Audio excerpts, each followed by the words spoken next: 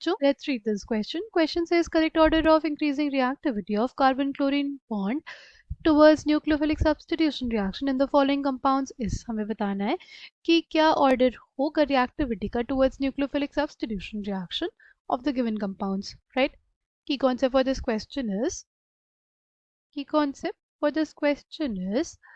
nucleophilic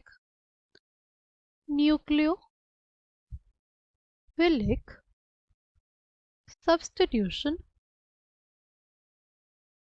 reaction.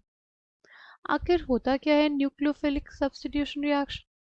देखो, nucleophilic as the name suggest, यहाँ पे सबसे पहले अटैक करने आएगा हमारा nucleophilic part of the reagent, right? जो हमारा सबस्ट्रेट होगा उस पे अटैक कौन करेगा? उस पे अटैक करेगा एक न्यूक्लियोफाइल.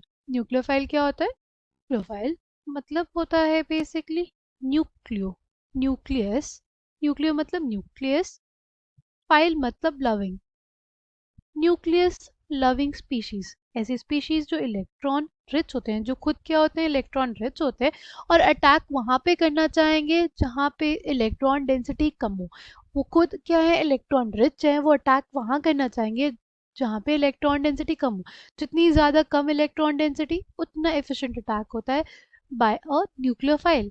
ठीक है, फिर अगर बात करते हैं यहाँ पे, हमें बोला है कि कार्बन क्लोरीन बॉन्ड की रिएक्टिविटी क्या होगी जब हमारे पास हो न्यूक्लियोफिलिक सब्स्टिट्यूशन. सब्स्टिट्यूशन का मतलब होता है कि एक ग्रुप का दूसरे ग्रुप द्वारा रिप्लेसमेंट, यानी जो न्यूक्लियोफाइल होगा वो जो हमारा लीविंग ग्रुप होगा उसको रिप्लेस कर देगा. जो हमारा न्यूक्लियोफाइल होगा वो क्या करेगा? विल रिप्लेस न्यूक्लियोफाइल जो होगा वो लीविंग ग्रुप को. ये हमारे यहाँ पे लीविंग ग्रुप लगा रहेगा, और जो न्यूक्लियोफाइल आएगा वो अटैक करेगा स्पीशीज पे, और ये न्यूक्लियोफाइल रिप्लेस करेगा किसको? हमारे लीविंग ग्रुप को, जिसको मैंने डिनोट किया है LG से. जिसको डिनोट किया है मैंने LG से. LG is basically the leaving group. ठीक, तो जितनी ज़्यादा इलेक्ट्रॉन डेंसिटी कम होगी उतना ज़्यादा एफिशिएंट अटैक होगा बाय द न्यूक्लियोफाइल, राइट? अगर देखें हम लोग, इसमें तो कोई ऐसा कोई ग्रुप नहीं जुड़ा हुआ है. यहाँ पे दो NO2 ग्रुप्स जुड़े हुए हैं. NO2 जो होते हैं बहुत ज़्यादा इलेक्ट्रॉन विदड्रॉइंग ग्रुप्स होते हैं. क्या होते हैं? They pull the electron density towards themselves by -r, right? ये क्या करते हैं? इलेक्ट्रॉन डेंसिटी को अपनी तरफ पुल करते हैं बाय -r. तो ये बहुत ही स्ट्रॉन्ग, बहुत ही ज़्यादा स्ट्रॉन्ग इलेक्ट्रॉन विदड्रॉइंग ग्रुप्स होते हैं. ठीक, यानी सबसे ज़्यादा इलेक्ट्रॉन डेंसिटी किसके केस में कम होगी? सेकेंड के केस में कम होगी. ठीक है, तो यानी सबसे ज़्यादा तेज़ी से हमारे पास सेकेंड ही रिएक्ट करने जाएगा.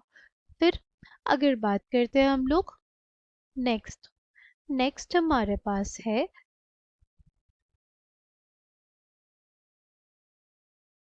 ये, यहाँ पे भी क्या लगा है? Nitro group. मैंने अभी आपको बताया वो क्या होता है? बहुत ज़्यादा इलेक्ट्रॉन विदड्रॉइंग ग्रुप होता है, बहुत ही स्ट्रॉन्ग इलेक्ट्रॉन विदड्रॉइंग ग्रुप होता है वो. ठीक, तो इस पे इलेक्ट्रॉन डेंसिटी कम होगी, राइट? तो सेकेंड के बाद हमारे पास क्या आएगा? थर्ड आएगा, राइट? क्योंकि नाइट्रो ग्रुप जो होता है वो CHO से ज़्यादा अच्छे से इलेक्ट्रॉन डेंसिटी अपने तरफ पुल करता है, ज़्यादा स्ट्रॉन्गली इलेक्ट्रॉन विदड्रॉइंग होता है. इसलिए सबसे ज़्यादा इलेक्ट्रॉन विदड्रॉइंग ये, क्योंकि इसमें तो दो नाइट्रो ग्रुप्स प्रेजेंट हुए हैं, राइट? इसमें एक नाइट्रो ग्रुप प्रेजेंट है, और ये जो नाइट्रो ग्रुप है ये ज़्यादा इलेक्ट्रॉन विदड्रॉ करता है एज कम्पेयर टू CHO. इसलिए सेकेंड के बाद हमारे पास थर्ड, फिर आ जाएगा फोर्थ, और फिर आ जाएगा हमारे पास फर्स्ट. फर्स्ट में कोई ऐसा कोई ग्रुप अटैच तो है नहीं, राइट? तो हमारे पास इलेक्ट्रॉन विदड्रॉइंग ग्रुप्स जिसमें अटैच है वो ज़्यादा क्या होंगे? रिएक्टिव होंगे टुवर्ड्स द न्यूक्लियोफाइल. सबसे ज़्यादा सेकेंड हो जाएगा, फिर हमारे पास थर्ड हो जाएगा क्योंकि इसमें एक नाइट्रो ग्रुप है, फिर हमारे पास फोर्थ हो जाएगा, और फिर हमारे पास फर्स्ट होगा. Okay, correct answer for this question is option 2. I hope you understood it well. Thank you, all the best.